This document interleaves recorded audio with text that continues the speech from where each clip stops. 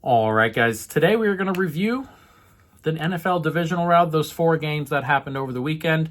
And then tomorrow we'll have out a preview of the 2 championship games, which should be fun. Won't be betting any of the games this weekend because we're pretty involved, but already previously involved with some future stuff. But we should have a little bit of fun. And again, we'll go through these couple of games that happened over last weekend. There were a pair of fun ones, a pair of not so fun ones, and hopefully, as we said, we can have a better look at some of these teams and what they look like going forward for the 4 who won. So we can just go ahead and start with one of the 2 good ones here, Buffalo and Denver. Buffalo losing this one 33-30, Denver winning this one 33-30. And this was a fun one. This one had a variety of different twists in it and different stuff like that. Obviously, it gets all the way to overtime, and we get some controversy for some of you. Not a ton of controversy for me. This one was very obviously a pick. The 2 late pass interference calls were pretty straightforward for me. The first one, which didn't really matter in the end because Bosa had, with the dumbest play of the year, smacking on Bo Nix there. But in terms of the pass interference itself, he's holding his arm the entire route. And the second one, he gets there. I mean, that one was even more blatant, gets there early. So I didn't have a problem with any of those. The only one I could see any controversy in was the non-call in the end zone there. And I thought that was 50-50. You could do either way with that. But the other ones were non-controversial to me. I thought this game was fun, back and forth. A lot of, different things, turnovers and stuff like that. I believe we had 6 total, 5 from Buffalo, 1 from Denver, and that's what Denver needed. That's the kind of game Denver has to win against a team that's offense is very high powered. I mean, again, like after the Broncos turnover, I believe the Bills turned it right back over in that sense. If I could just find it. Interception. Yeah. So the only turnover of the game for the Broncos was mitigated by the turnover back the other way. And Buffalo still put up 30, if you want to put it that way, 4 turnovers, and you still put up 30 points. So the offense moved it. Every time the offense wasn't turning the ball over, they were moving it, and they'll feel pretty awkward or annoying about how those things happened. Again, 2 interceptions, 3 fumbles. That fumble at the end of the half from Buffalo it felt like a game killer at the moment, because they couldn't string together drives without mistakes, it felt like. And then you give them a free 3 points after they go for 7. Just the play before, just a really, really bad play by Josh Allen. And that's all you can say about it, really. Josh didn't have his best game in terms of some of the decision-making that he had to do. But, again, they still scored 30. In terms of just, regular drop-back EPA stuff, is the best offensive performance of the weekend from Buffalo. Again, it doesn't matter if you turn the ball over 5 times. So credit to Denver, who tend to get their takeaways. I think this Denver defense is slightly overrated. I think there's kind of a tier below, the Seahawks and the Texans and stuff. Is still very good. But down to down, when they play really good offenses, it's not as polished. And, it's to be said. But they get their sacks and they get their game-changing plays, which they got here.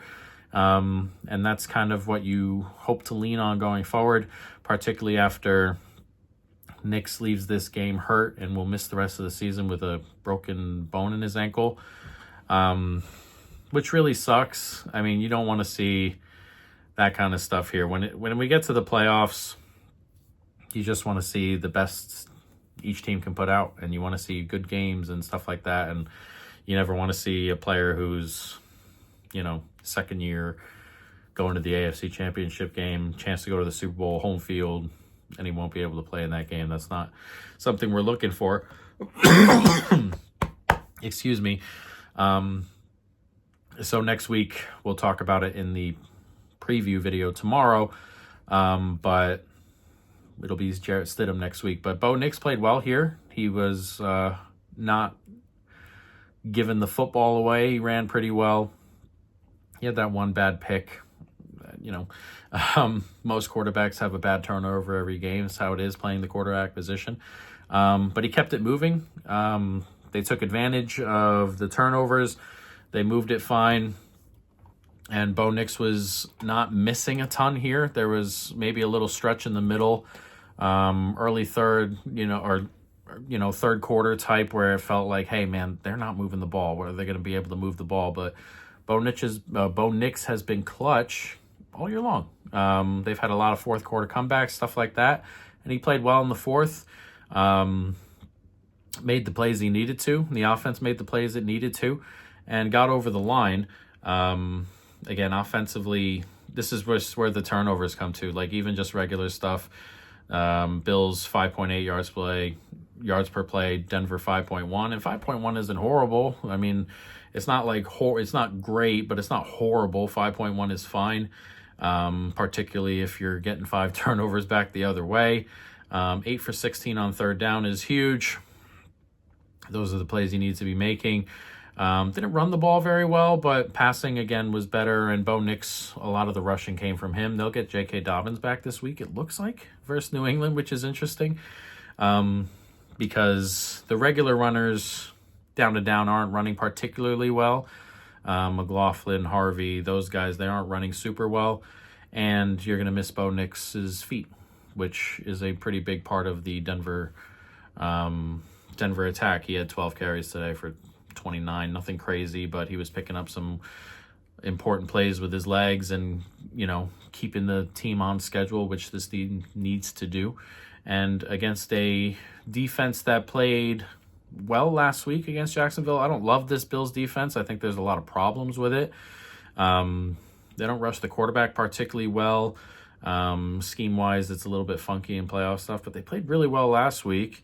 And they come into this week with a little bit of a chip on their shoulder. And they get over here and Bo Nix does his job. So, again, Denver played well. Buffalo played well outside the turnovers, man. And this is the NFL. And you can't turn the ball over. You can't lose the turnover battle 5-1 and hope to win playoff games. They really almost pulled it off, but couldn't quite get over the line. So, going forward, we'll talk about the Bills at a later date. But Denver have another game next week. They're at home. And again, no Bo Nix, which sucks, but they may have some coaching advantages. They may have some, what does Jarrett Stidham tape look like? We don't have any of that floating around type advantages. So we'll see. Not completely counting them out next week, but a fun one in this particular game. And off they go on to the next one.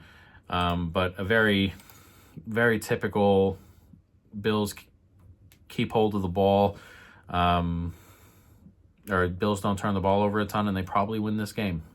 Simple as that. Some days you're just, like as we said, Denver or Buffalo are probably slightly the better team down to down, or they were the better team down to down.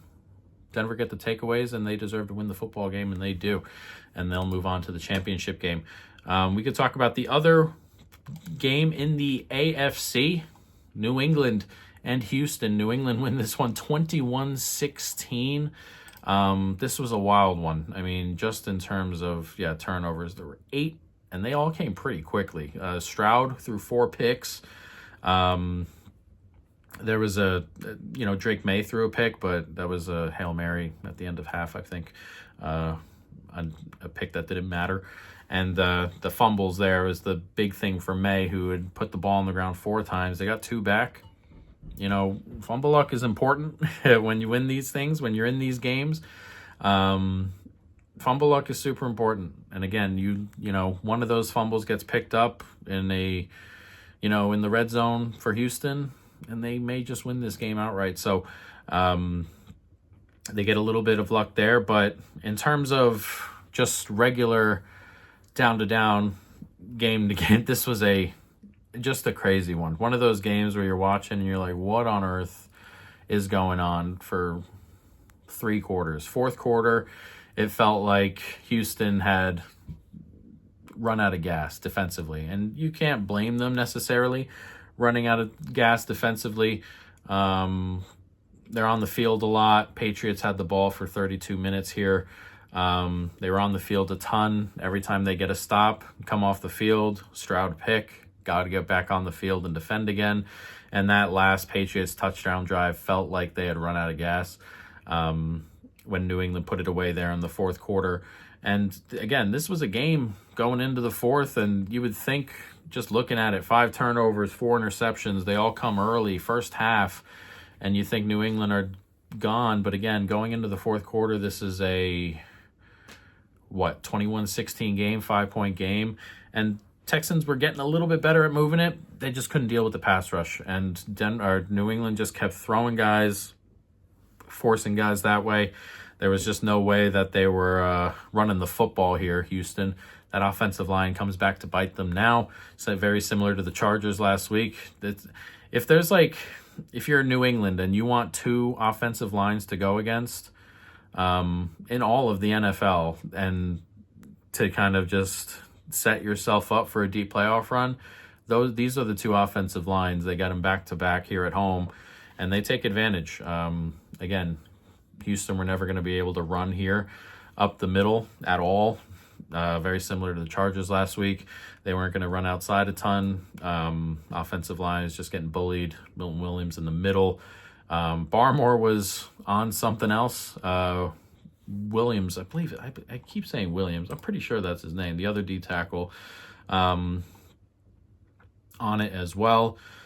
Yeah, Milton Williams. I'm not crazy. On it as well. Those 2 were playing out of their mind. Barmore in particular, which is a great story in himself. But they were eating it up, and they were getting interior pressure on Stroud practically every drop back. Stroud was making really bad decisions. Also, he couldn't throw it. Even early when they were having like funky problems, like drive 1, Houston get the ball, have a wide open pass for a first down, keep the drive going, see if you can take the lead early, drop. It felt like Stroud was on target with like 2 passes all game. It was that drop and then the touchdown pass early that gave them a 10-7 lead, but everything else was off target. That pick, the one where he just throws it up into the air, is unbelievable. An unbelievable decision. That pick that just hits just 2 yards back of his wide receiver right into the corner's hands. He was just very, very off target. He was just seeing ghosts type guy. He was just having one of those games, and his eye, like he sneakily had one of those games last week against the Steelers, and it kind of just went under the radar because they won 30-6 and the defense got enough touchdowns late and stuff like that. But he just seemed scared. He just seemed very, very scared to get hit, scared to take a sack, whatever it was. And all game, eyes wide, nervous, his decision-making, nervous. So just not good from Stroud. He was a little bit better second half, but again, had to make up an 11-point deficit and just could not quite get there. In the end, that second drive, or this first half started pretty well, and they go down the field, couldn't quite get into the end zone. And red zone offense is really bad. It just can't. Been bad all year, and all those things come back to bite. We'll talk about Houston at a later date. I'm not particularly sure. We're just getting rid of Stroud. I think that's a bit of an overreaction here, but just wasn't at it today, and New England took advantage. New England, on the other hand, again, they ran the ball very, very well in the fourth. They weren't running it particularly well early, and Stevenson had a really nice couple of runs on that last drive that got their average to respectable numbers, but 3.3 yards per carry type. If they don't win the Super Bowl, it's probably just because of these little things like that. They cannot run the football, and if they lose to Denver next week, it's something like that. Denver's D-line eats them up, a lot of 3rd and 8s. That eventually gets you. Or it will eventually get them, in theory. If they win the Super Bowl, then it doesn't matter, obviously. But if they don't win the Super Bowl, one of the reasons they don't is probably because they can't run the ball particularly well. And again, this is a Houston defense, top 2 in the league. Edge rushers, incredible. Will Anderson is like DPOI if Garrett doesn't break the sack record. And you could argue that he was more impactful as the year went on, just for the season, in terms of just down-to-down rushing. He's been that good. He caused some of the fumbles there. He was fantastic. Danielle Hunter on the other side, also really great. The pass rush is genuinely fantastic, and it was causing the Patriots plenty of problems.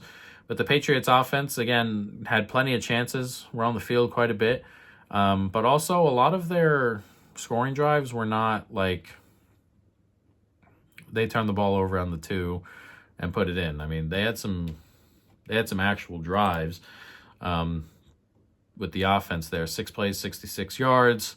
Then you get the pick 6, 5 plays, 56 yards, 6 plays, 71 yards. So they weren't like the, you get a 51-yarder there, but like they weren't like super short fields or anything crazy like that. That was just flow of the game offense. And you get an explosion here or there, which Houston are like liable to have, but down to down, they're just so talented. And eventually, you get the pick 6 in there that helps you early. And that last drive was all tired defense, but it wasn't like the New England offense came in here and laid a complete and utter egg. But they were certainly the better team here for the most part. Defense, again, set up. These were the 2 opponents you want defensively if you're New England. You want Houston, terrible offensive line. Your lack of edge rush isn't a huge gaping hole or anything like that. The interior pressure is there. Again, against the Chargers, Texans, that's what you want to see. And against Houston, it would have been, again, we'll see next week, but with Denver, you're going against a top 2 line, probably top 1, if you want to be honest. Offensive line, so we'll see how good the defensive line is, if that step has actually been taken. We'll see. That's one of the questions, and we'll see if Drake May just gets a little bit better at pocket presence and stuff like that, because everything else is great, and he's been obviously fantastic. So we'll see. Excuse me. We'll see going into the next week there, but a nice win for the Patriots at home, and they are favorites to get to the Super Bowl now after the injury. NFC, we can go quickly here on this Seahawks game. Dominant, 41-6 final. Seahawks win this one over the 49ers. This was over pretty much immediately.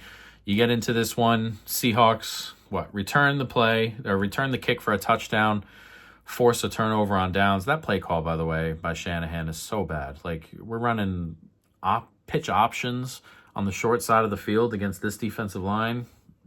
What are we doing?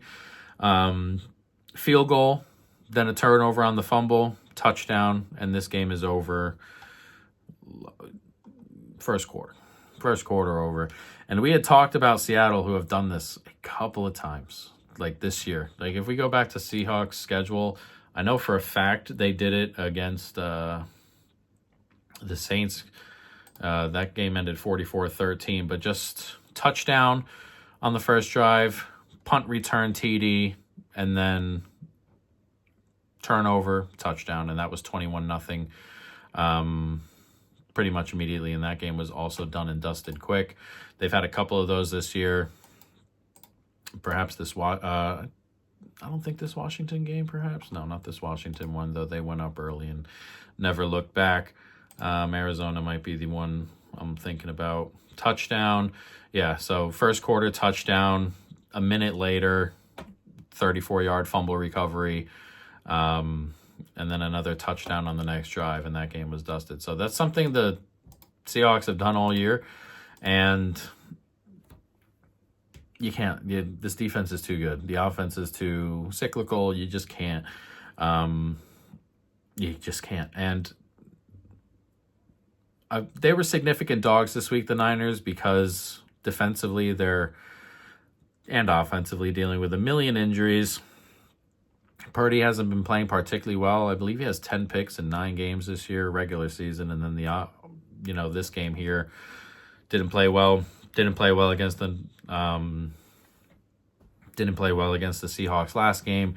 He just hasn't played particularly well, and he's dealt with injuries all year and stuff like that. But if the offense wasn't going to keep up here, they were going to lose the game. Like, Seattle offensively, again, keep on time, can run the football in this particular spot. They were going to score points here. Were 49ers going to keep up points-wise? And again, answer was no. Purdy didn't play well. They can't run on this team. The offensive line's not good enough to hold off this defensive line.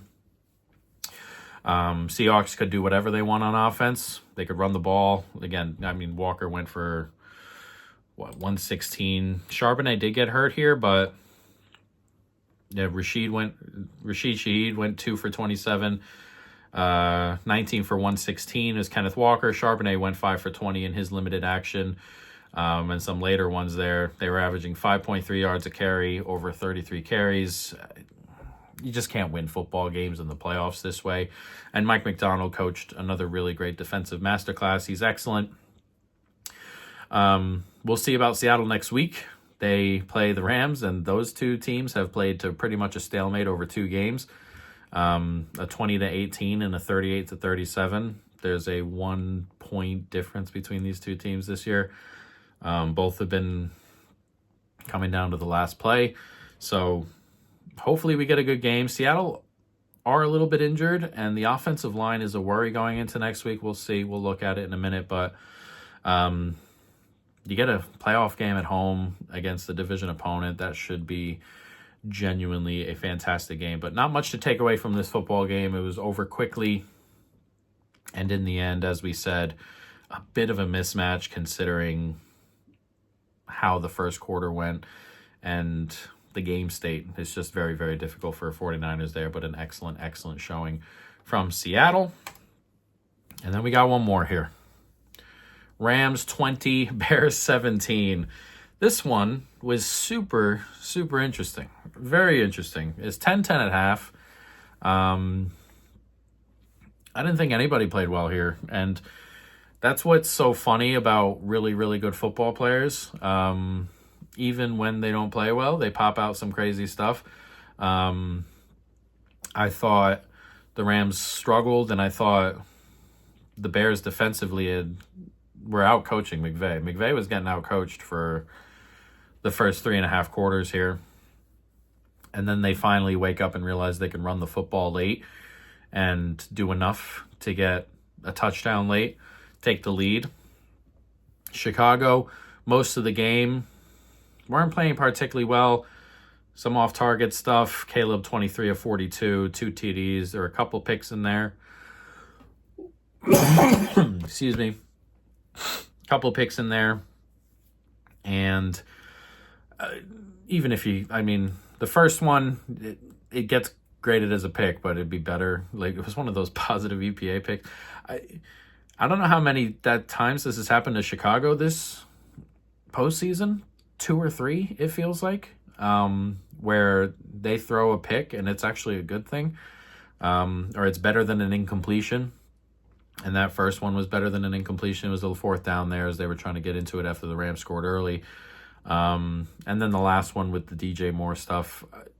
I know DJ Moore didn't really run that route as well as he could have. The throw also wasn't very good. So that's how it is. I thought, but it's a bit of a mistake on both of them, and it cost them their season, that particular one there. But to get to overtime, just an unbelievable play by Caleb Williams. And again, Chicago felt like they could move the ball tonight, and then just, a silly incompletion here and a bad run there. And Los Angeles had their number on short stuff, which was surprising to me, and I imagine surprising to Chicago, because they just kept running the short stuff and on 4th downs, 4th and 1s, and the Rams just kept coming up big defensively in those spots. And that's not what you want, obviously. But again, you going into the game on paper, you probably have an advantage there, and you feel good about running the football in those short yardage stuff. Rams just really stood on their heads here. They had it late. They forced the fourth down, the turnover on downs late in that game. Another McVay mistake where they don't throw on that third down. They just run it up there and let the clock run to 2 minutes. There's 2 minutes and 7 seconds left in the football game. It's third down. This play, regardless of if you run it or pass it, is probably getting to the 2 minute warning. Why are you running that? It's like 3rd and 7 or whatever. Got nowhere near it. You can pass the football there to win the football game. Pretty much. I'm not so sure what happened to McVay here. I'm not so sure why they did a lot of the things they did, but they escape a little bit. Bears get the ball back, and then obviously that freak play with Caleb Williams running back all the way to the 40, launches it up, and I think it was Kmet who was standing there. Slight push on the DB, but even that shouldn't have pushed the DB that far off. He was like wide open, hits him in the chest. Just an unbelievable play there. Unfortunately, it's just not enough as in overtime. That pick kind of set it up the wrong way, and the Rams did enough to go ahead and get over the line with a win, and they'll be moving on to Seattle next week. As for the Rams, they're not playing particularly well. Stafford, not playing particularly well. I imagine that hand is still hurting, but he's not been accurate. The throwing's not been good. And I thought the game plan here was a little bit funky. The Rams go through these game plans where they randomly get away from the run when they shouldn't. And then they just try and, every pass is 15 yards down the field. And they try and pick up, everything in one go. And I'm not so sure what that is, because the rest of the play calling is excellent, except for that. And their 4th down and 1 stuff. Their 4th down and 1 stuff is always just this run up the middle that drives me up a wall. But they didn't have a ton of that today. But there's something off. Well, not something off with Stafford. He's not playing well. Hasn't played well in a bit. And again, he's going to win MVP and stuff. But we spoke that his turnover-worthy plays got to come back and get him at some stage. And the bad throws got to come back and get him at some stage. And they are currently going and doing that. But they need to mop that up for next week. The defense played well again and was another really well-called game from them again. Bears we'll talk about in a bit, but they'll feel good about their season, I suppose. They won't feel good about how this game ended, but a bit of a miracle to get it to overtime anyway, so we'll see. But that's it. So tomorrow we'll have our preview of the 2 games next week, and hopefully a good weekend of football.